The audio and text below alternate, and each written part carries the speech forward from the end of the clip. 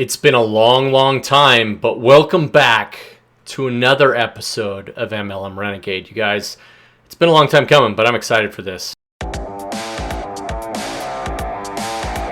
So here's the million-dollar question.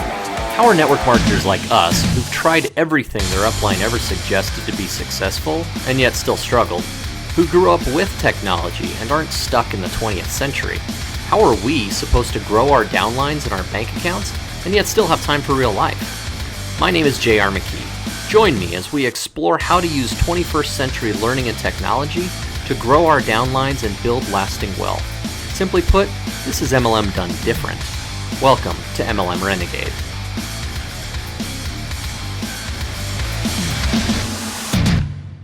All right, guys, welcome back in and Happy New Year. It has been a really long time. And, some of that is life happening and some of that is a reevaluation of what's important in life and what is important for me.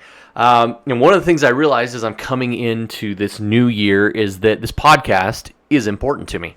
In fact, it became one of the central themes around my goal setting for this year. Now, 12 months ago, I did a goal setting podcast as well, and it was awesome. But let me take a step back because I don't know about you, but 2020 did not go like I planned it to. You? I don't know. So let me give you a brief recap. We went back and I was really excited for 2020. As things got going, it kind of seems like a seminal year. Any year that ends in a zero, it starts to really be important. And 2020 was, started off no different. I'd really gotten some good things and some good momentum going with my business, with some of my side business, some of my side hustle. I'd actually just gotten a new job for my day job. So I was excited. There was some really positive things happening. And then, as we know, in March, the world, at least in the U.S., ground to a halt. Here in Utah, where I live, we were shut down. The company that I work for is based in the Bay Area, and we closed our office. In fact, we're still closed. In fact, our senior leadership has told us that we shouldn't plan to go back into our normal working office until June or July of 2021. June or July. And at that point, I'm thinking, okay, I've been working from home now for, call it 15, 16 consecutive months. Why do I need to go back into an office?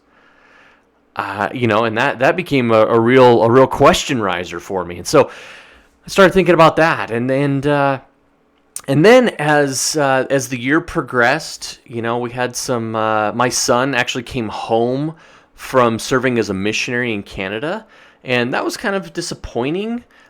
Just for some of the life lessons and some of the benefits that he was going to learn from being gone from home. I think he learned some wonderful, amazing things, and he grew very much personally. But now, it's a quote-unquote new normal, which I hate that phrase, by the way. But this new normal is Parker's back home. And so how are we going to deal with that? And then in the earlier, let's call it late spring, early summer, my wife said something that that still gives me fear and shudders, and I tease her about it. But she said, our carpet is really bad. Now, if any of you have ever owned a home, you should be hearing alarm bells and see red flags and flares flying up. Our carpet is really bad. Well, our carpet was bad. We moved into our home about 12 years ago, and the carpet has probably need to be replaced for at least 2 or 3 of those years. But here's the problem.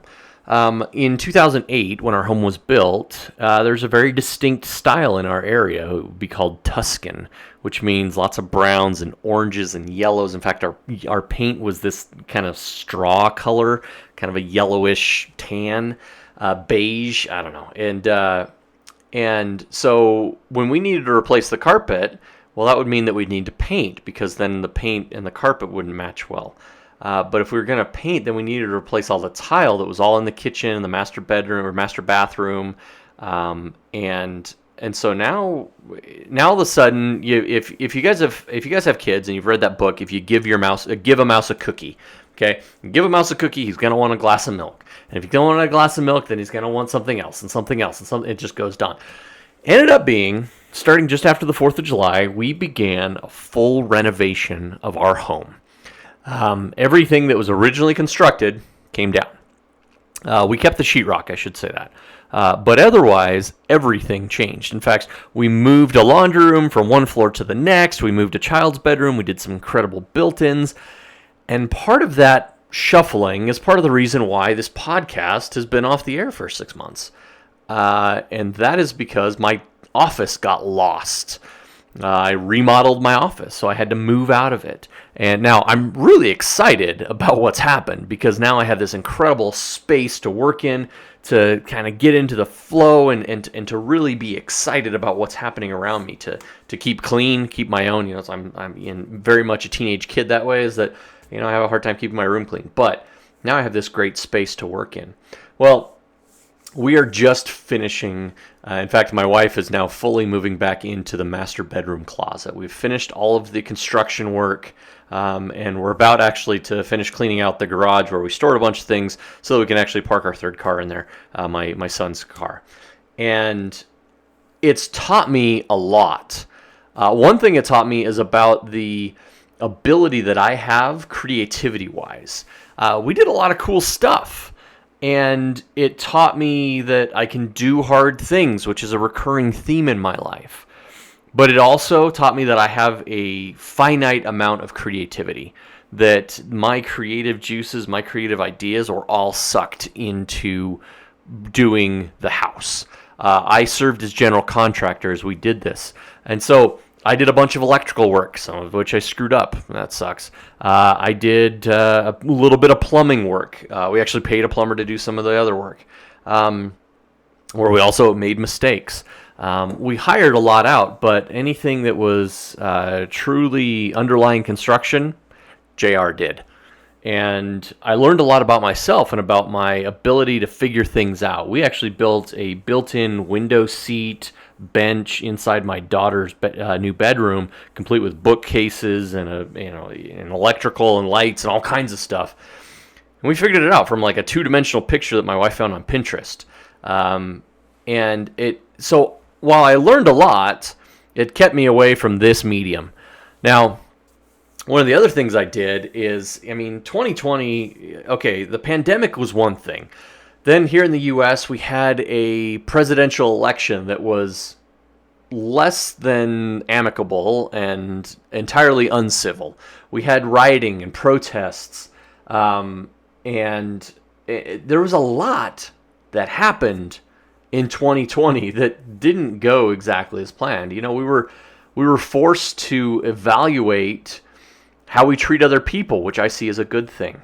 We were forced to look at how we interact with the people around us and what's really important to us. Being cut off from... My kids were out of school from March through the end of August. Now, my kids thankfully go back to school regular days now, but there's still, of course, pandemic things that are in place to, they have to wear masks, etc.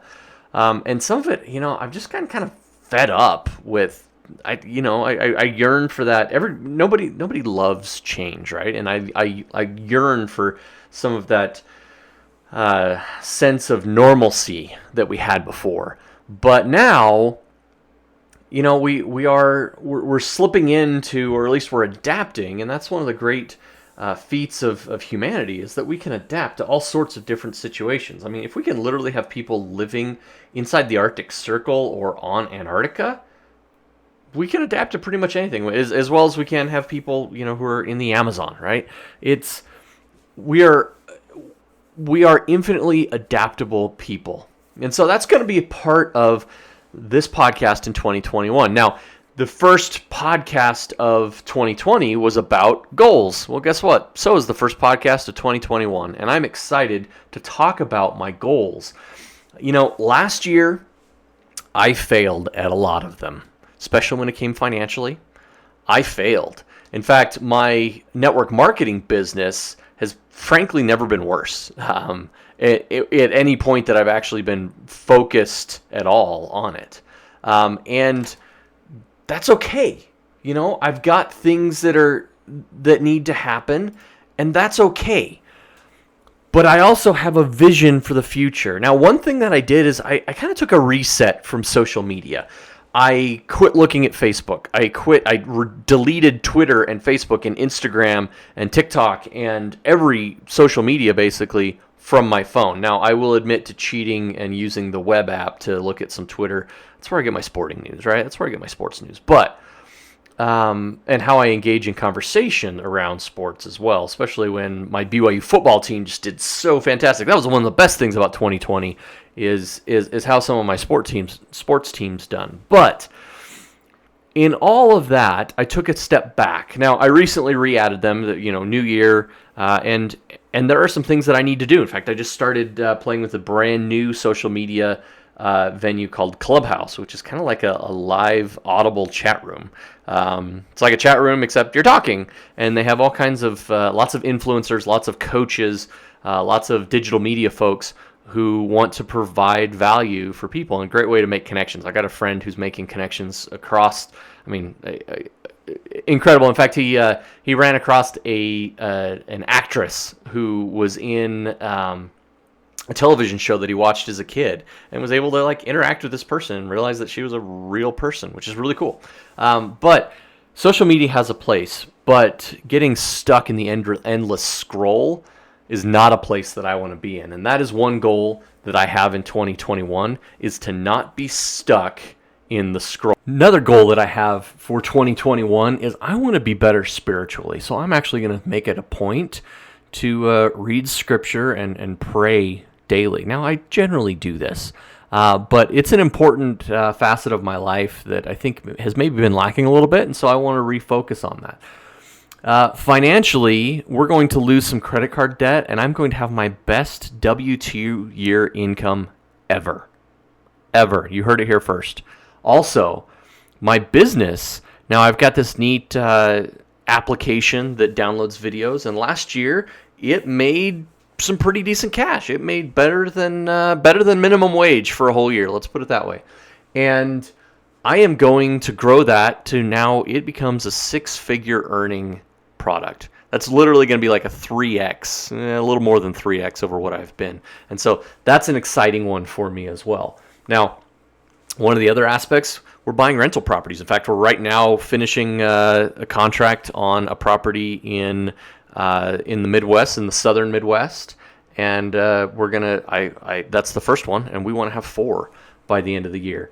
But really, for me, some of the personal things, some of the personal development goals that I have, I want to journal daily. I want to spend 15 minutes a day meditating daily. I'm going to get up at 5:30 a.m. every weekday. Let me say it again. I'm going to get up at 5:30 a.m. every weekday. That is a goal of mine. Now, I've done it a little bit during pandemic, and I've actually just realized seen some great benefits. But I'm going to do it. It's if you guys have read The Miracle Morning, or the 5 a.m. Club, all great books and great opportunity. One thing I'm going to do, I'm going to drink a gallon of water every day. Now, I have a 32-inch Yeti tumbler that sits on my desk, and that Yeti tumbler gets to get drained 4 times daily as I sit here, as I work, because I know that if I drink a gallon of water a day, I'm going to be healthier.